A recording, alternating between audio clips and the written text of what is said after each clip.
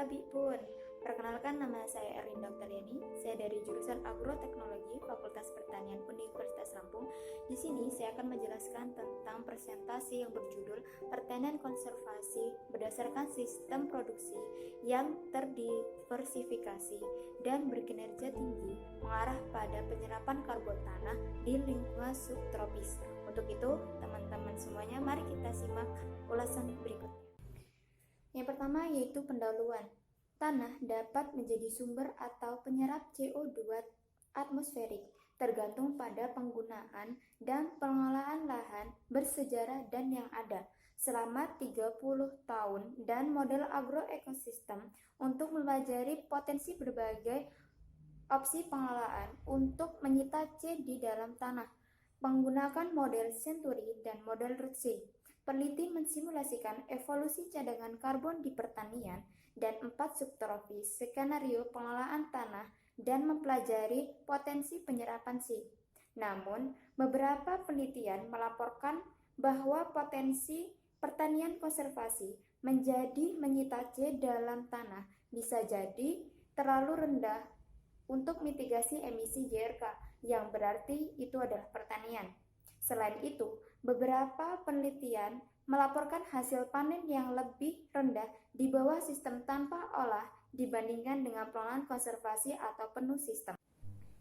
Dari latar belakang atau masalah yang sudah dibahas sebelumnya, maka menghasilkan sebuah tujuan. Yang pertama, mempelajari hasil panen dan perubahan stok SOC menggunakan basis data 16 tahun dari Jakarta, sebuah peternakan produksi yang berada di bawah praktik manajemen konservasi selama 30 tahun terakhir. Yang kedua, mensimulasikan dinamika SOC historis hingga 2018 dan masa depan hingga 2075 karena lahan gunakan perubahan berdasarkan 4 skenario.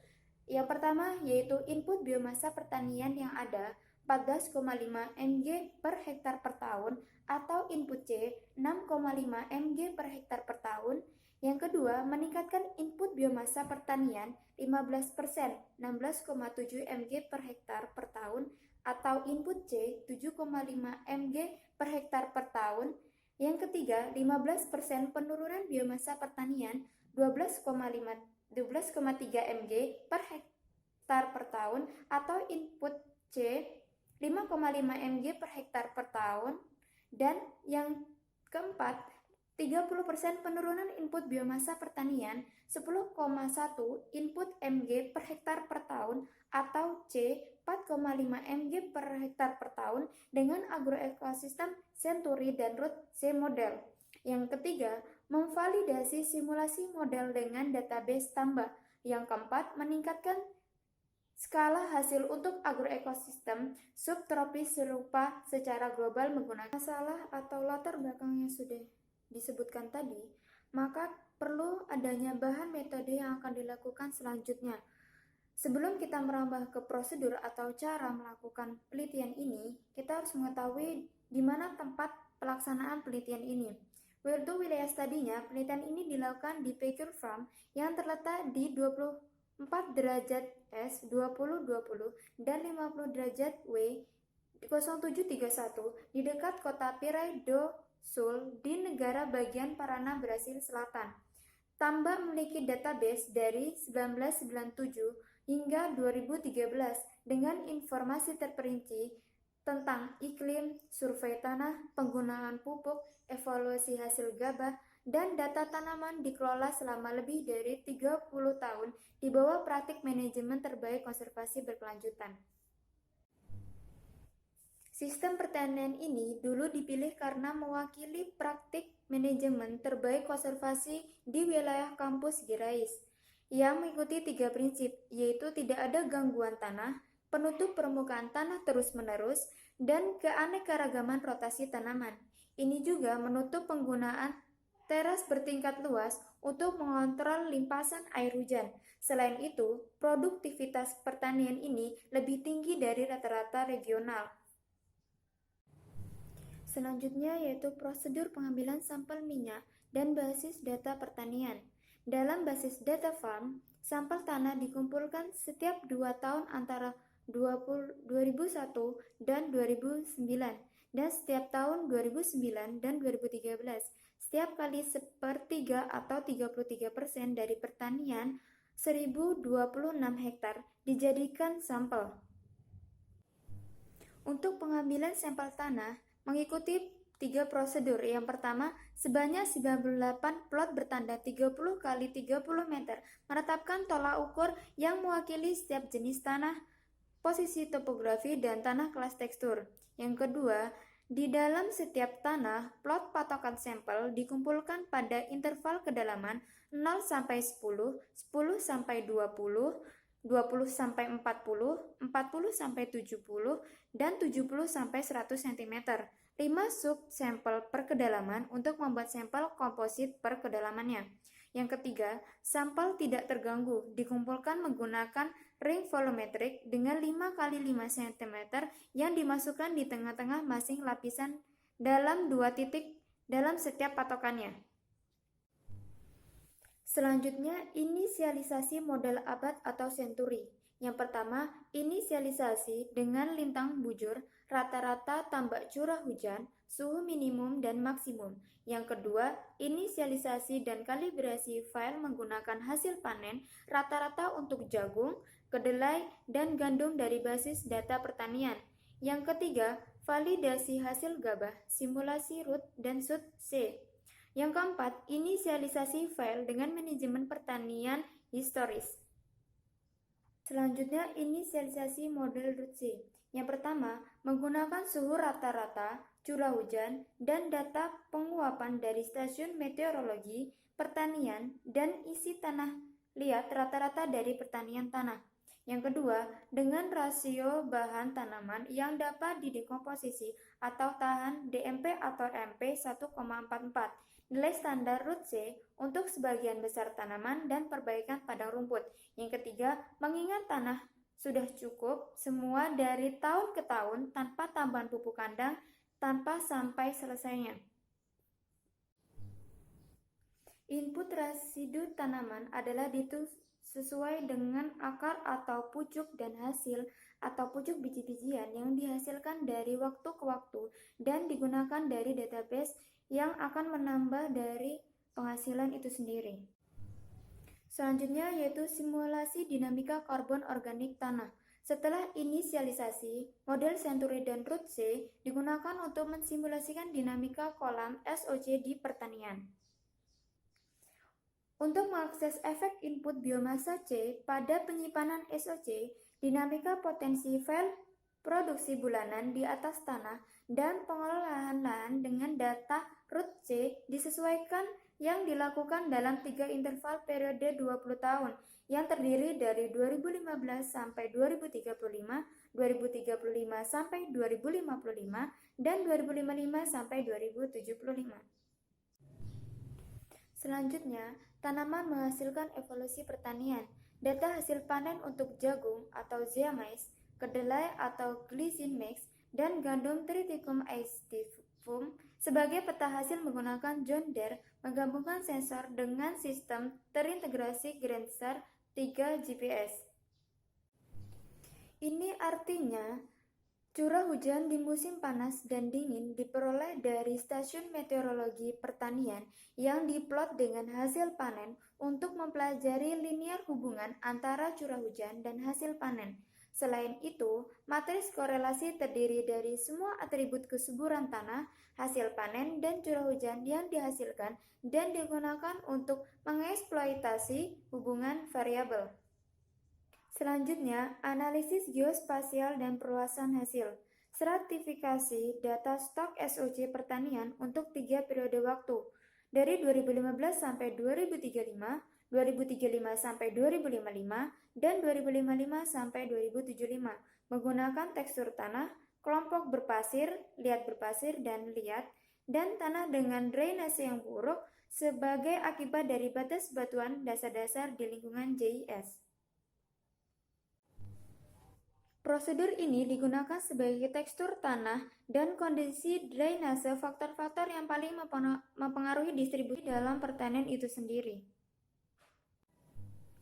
Dan yang terakhir adalah analisis ketidakpastian. Memperkirakan ketidakpastian dalam saham SOC yang diamati melalui perhitungan lebih kurang satu standar deviasi serta menilai ketidakpastian yang terkait dengan input variabel dan struktur model abad. Untuk ketidakpastian, yang pertama yaitu menggunakan linear berganda fitting regressi diukur Stokes SOC sebagai fungsi dari simulasi SOC, tekstur tanah, kerapatan tanah, dan hasil panen. Yang kedua, dengan variabel nilai P kurang dari 0,05 yang diuji secara normalitas. Yang ketiga, dengan vektor Mean. Yang keempat, intersepsi dan koefisien linear berganda, regressi, dan variabel simulasi untuk persamaan 10.000 kali. Dan yang kelima, interval kepercayaan 95%. Dari bahan metode yang telah dilakukan, maka didapatkan hasil, yaitu yang pertama, dinamika karbon organik tanah di pertanian Pecure. Dapat dilihat di gambar ini ada 4 gambar, yaitu dari A, B, C, dan D. Di masing-masing gambar tersebut memiliki penjelasan tersendiri atau memiliki dinamika tersendiri. Karena dari masing-masing dinamika tersebut itu dilakukan dengan perlakuan yang berbeda-beda. Yang A, yaitu dinamika total dan kumpulan SOC di pertanian Pecure yang diakses dengan metode Century dan Rothschild. Yang B, pengaruh peningkatan dan penurunan input residu dinilai oleh model Century. Yang C, pengaruh peningkatan dan penurunan input residu dinilai oleh metode Rothschild. Yang D, di pertanian Pecure diplot dalam dinamika total dan kumpulan SOC serta pengaruh peningkatan dan penurunan input residu dengan sumber primer, karbon organik tanah, seperempat karbon organik. Yang kedua, yaitu tanaman menghasilkan evolusi di pertanian. Didapatkan hasil yang dapat dilihat dari gambar tersebut.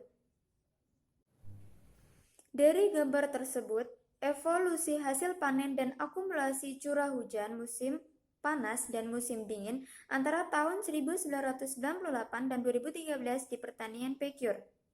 Didapat bahwa dinamika yang dihasilkan tersebut ini sangat berbeda dari hasil yang pertama tadi. Yang ketiga, yaitu pengaruh input biomasa C pada stok karbon organik tanah. Peningkatan 15% dalam input biomasa C, model Century disimulasikan peningkatan stok SOC pada tingkat 0, 2,21 mg per hektar per tahun selama 60 tahun pertama dan stok SOC stabil pada 85 mg per hektar. Namun, saat input biomasa C menurun sebesar 15%, stok SOC menurun pada tingkat 0,2 mg per hektar per tahun selama 2 dekade. Yang keempat, yaitu analisis spasial dan perluasan hasil. Dengan input biomasa C saat ini, stok SOC di semua kelompok tanah stabil. Stok negara dan SOC akan sedikit meningkat dari 0,33 GGC hingga 2027. Dari hasil yang diperoleh dan sudah dijelaskan sebelumnya, menunjukkan bahwa karbon organik tanah terus meningkat setelah adopsi praktik pengelolaan konservasi pada tahun 1985 hingga 2015 dan saat ini merupakan tanah karbon organik berada dalam kesetimbangan.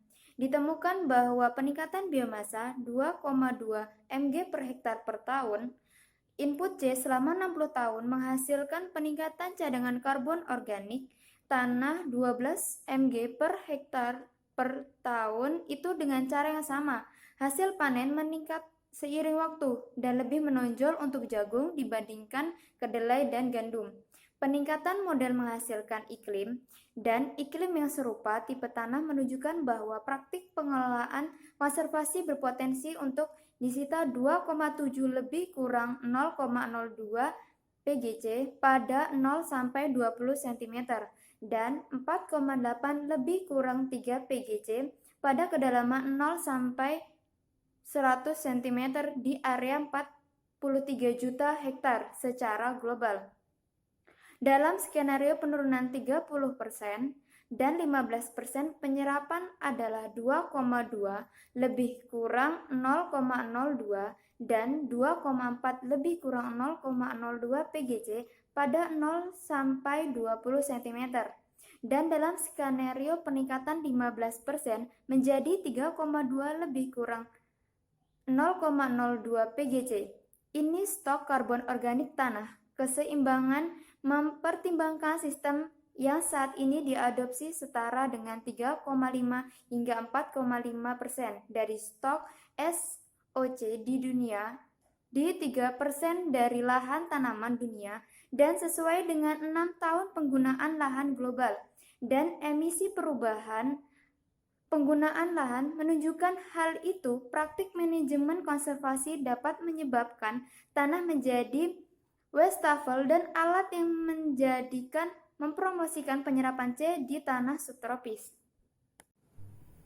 Meskipun ketidakpastian terkait dengan efek peningkatan CO2 dan ekspansi praktik manajemen terbaik, hasil ini menunjukkan bahwa pengelolaan konservasi praktik adalah alat yang ampuh untuk meningkatkan hasil panen dan menyita C di tanah.